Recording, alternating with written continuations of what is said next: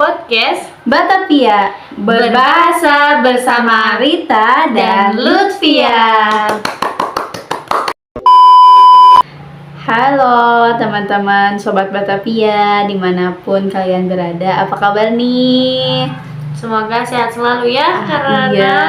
Sekarang itu masuk bulan pancaroba. Iya, tentunya musim ya. Iya, betul banget. Musim pancaroba. Ya, dimana kita harus selalu jaga kesehatan gitu ya. Setiap sore harus sedia payung atau jas hujan nih. Dimana pulang-pulang biar nggak kehujanan. Terus selain alternatif payung sama jas, bisa juga tuh bawa jaket nih. Iya. Soalnya di Bandung nih sedang suhunya naik menjadi dingin kalau sudah masuk maghrib, itu waktu maghrib. Bener banget sih. Pagi itu ya. Dingin gak sih? Iya bener banget. Tapi tahu nggak sih Mbak Sipa, ada yang lebih dingin dari hujan? Apa itu? Sikapnya nggak sih? OMG. Aku berlutut? Tidak akan. Dingin, tetapi tidak kejam. Oke guys, kembali lagi ke topik ya. Iya betul. Kembali ke topik, kita kali ini akan membahas tentang seputar bahasa. Nah, khususnya ini bagaimana cara pemerolehan bahasa gitu. Kayak bagaimana seseorang itu memperoleh bahasa, memperoleh bahasa dan menguasai bahasa, menguasai kata-kata ya, kata-kata kosakata begitu. Jadi sini kita akan membahas hal itu begitu. Iya betul. Pasti kan kalian tuh pernah berpikir nggak sih Teh Hita, kayak bagaimana caranya anak kecil yang awalnya nggak bisa ngomong, yang baru lahir cuma bisa oe-oe ya, dan di saat umur dia 1 tahun atau 2 tahun dia udah bisa bilang, sudah bisa mengucapkan 1-2 kata gitu minimal, kayak mama atau bapak ya kan gitu ya. Pasti sering ya, sering banget. Itu bagaimana loh Teh Hita, tahu nggak itu? Terkait hal itu ada beberapa teori nih Teh Sipa. Terkait pemerolehan bahasa, ada beberapa teori yang menyebutkan terkait hal itu.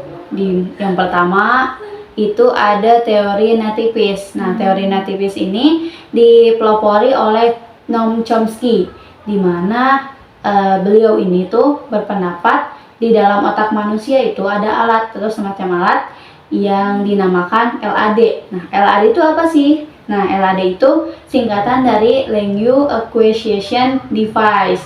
Jadi, Noam Chomsky itu percaya kalau manusia atau anak-anak itu mempunyai kemampuan dasar untuk berbahasa, di mana anak-anak bisa memahami bahasa tanpa mereka berpendidikan atau mempelajarinya secara formal gitu. Jadi anak-anak itu tanpa harus bersekolah pun mereka bisa begitu ya. Bisa. Tapi pastinya di rumah pun mereka diajarkan kan Teh Ita. Tentu kan bahasa ibu itu kan sangat berperan penting nih dalam berbahasanya seorang anak itu sih Pak.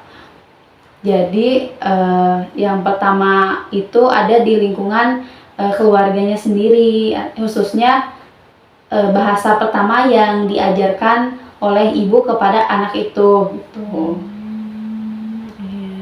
Ada nggak nih teori tentang yang tadi nih, bahasa itu dari bahasa ibu gitu? Maksudnya tuh ibu yang memberikan pemerolehan bahasa itu, jadi kayak faktornya itu dari ibu atau lingkungannya gitu. Teorinya itu ada nggak? Nah, kebetulan ada nih Teh Sipa, terkait teori itu ada yang namanya teori behavior. Nah, teori behavior ini dipelopori oleh B.F. Skinner. Nah, B.F. Skinner itu beranggapan bahwa bahasa itu terkait lingkungan anak itu sendiri atau habitnya gitu. Dimana kan anak-anak itu sering mendengar, sering itu diulang-ulang sehingga lama-kelamaan jadi biasa gitu pasti. Oke. Berarti pemerolehan bahasa ini dari lingkungan itu sangat berpengaruh sekali ya. Bisa Tidak jadi hanya dari ibu aja. Ya, tentunya. Kayak anak kecil itu yang belum bisa ngomong tuh suka ngikut-ngikut gitu kan ya? Iya. Sering ditemuin gak sih kayak gitu? Iya banget tuh. Jadi kayak anak kecil sering ikut-ikutan nih. Iya, biasanya bener biasanya banget. kan Bener sering banget, ikut-ikutan bener. tuh. Bener banget. Contohnya tuh yang biasa aku temuin itu misalnya apa ya? Kayak anak-anak tuh suka ngikutin bahasa-bahasa gaul, khususnya tuh yang dia lihat juga berpengaruh ternyata. Berpengaruh. Makanya Selain mendengar. ya makanya dari kecil nih kita harus memperhatikan nih bagaimana lingkungan anak-anak kita atau bagaimana habit anak-anak kita supaya pengaruhnya itu gak terbawa ke depannya gitu kan sih. Nah, begitu ya. Oke guys, tuh seperti itu guys pemerolehan bahasa.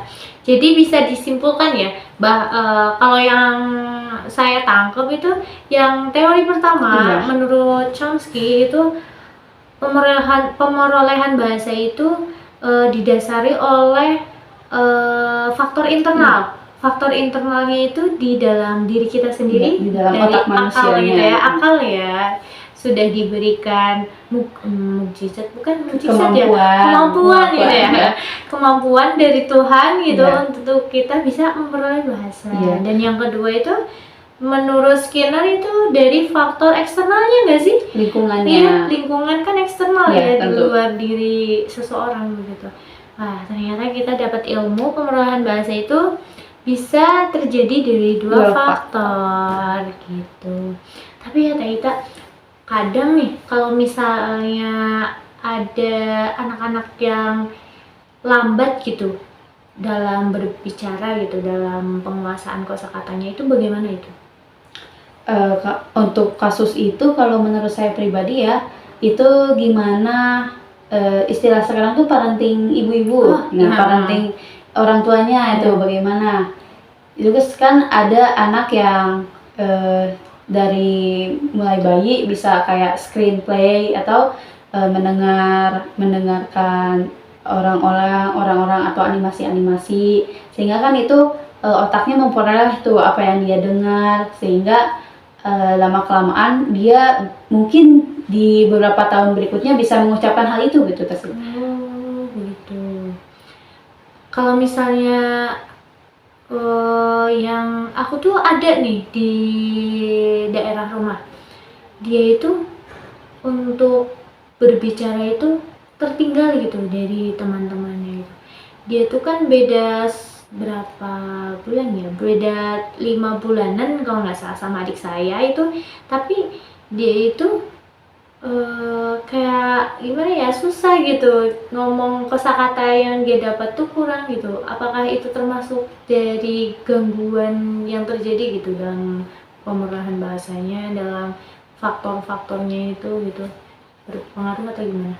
Bisa jadi karena kan balik lagi ini yang tadi saya sebutin bahwa peran orang tua di masa-masa anak-anak yang kecil atau bisa disebut juga golden age-nya gitu ya, golden age-nya mereka tuh emang benar-benar harus baik banget gitu dari orang tuanya, dimana kan berpengaruh sekali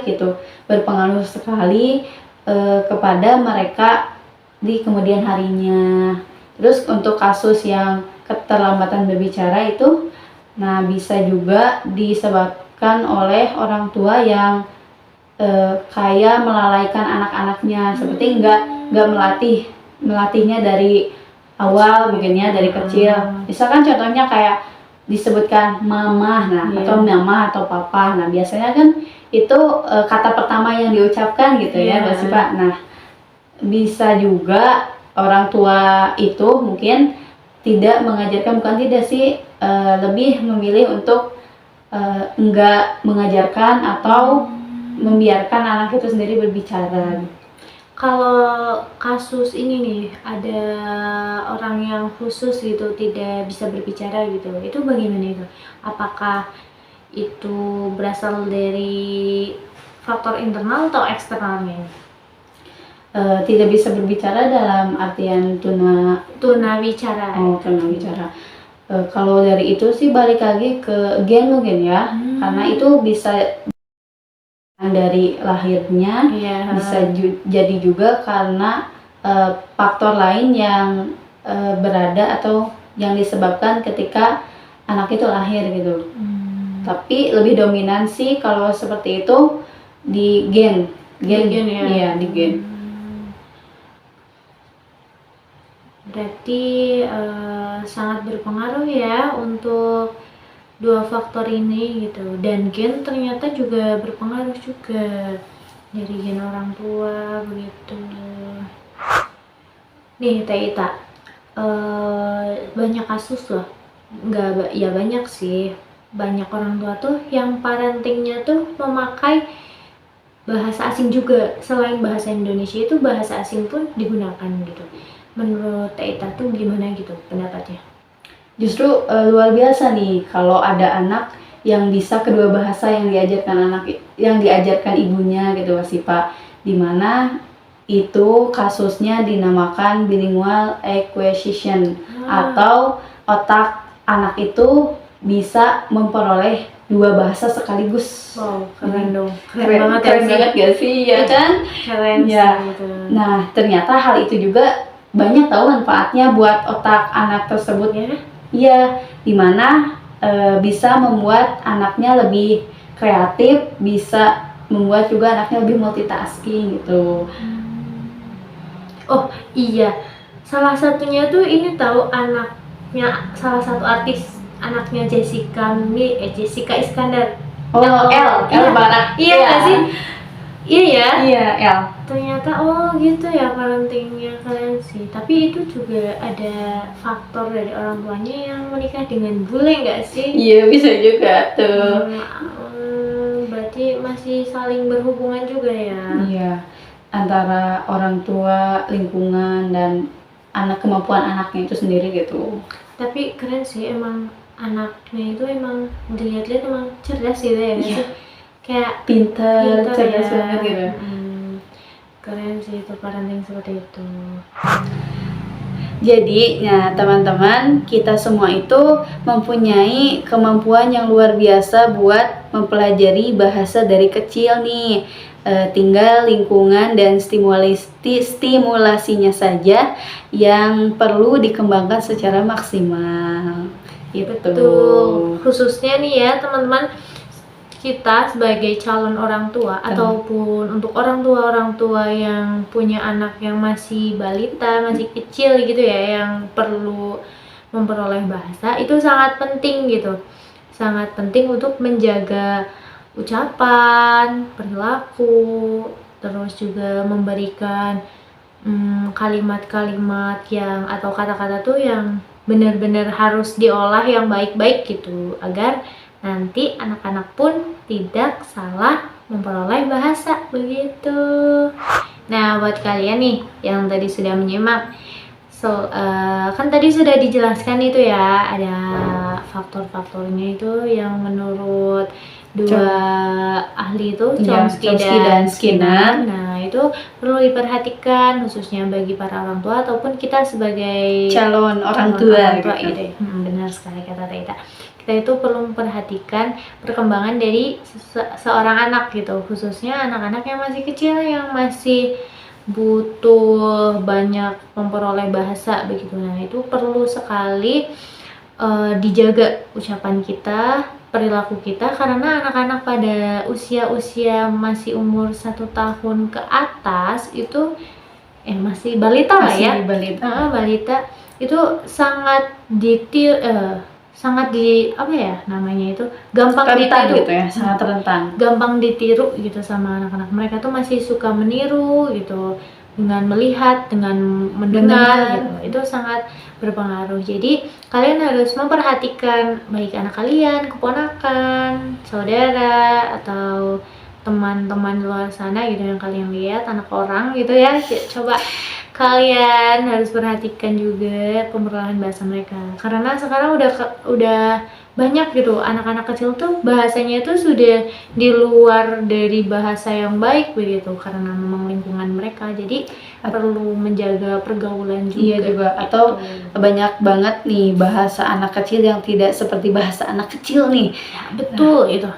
Itu sangat tidak enak didengar ya, apalagi anak-anak yang masih SD gitu. Itu tuh banyak banget loh sekarang tuh menggunakan bahasa-bahasa yang bisa dibilang kasar begitu. Jadi Kasar. perlu sekali diperhatikan gitu. Apalagi di dunia pendidikan pun juga seperti itu, harus bisa memperhatikan bahasa anak gitu. Tidak hanya memperoleh akademik, tapi anak juga bisa memperoleh kesopanan ya dalam atau etikanya. berbahasa ya gitu. Semoga ya obrolan kita pada hari ini dapat bermanfaat untuk teman-teman semua yang sudah menonton. Mungkin kami cukupkan ya podcast pada hari ini ya. Jangan lupa subscribe dan Like like. tentunya. Kalau kalian suka tema seperti ini, bisa nanti kita akan membuat podcast selanjutnya. Atau Bahasa. tunggu part 2. Ya, dadah. Oke, sampai jumpa Di podcast Batavia berbahasa bersama Rita dan Lutfia. Dadah.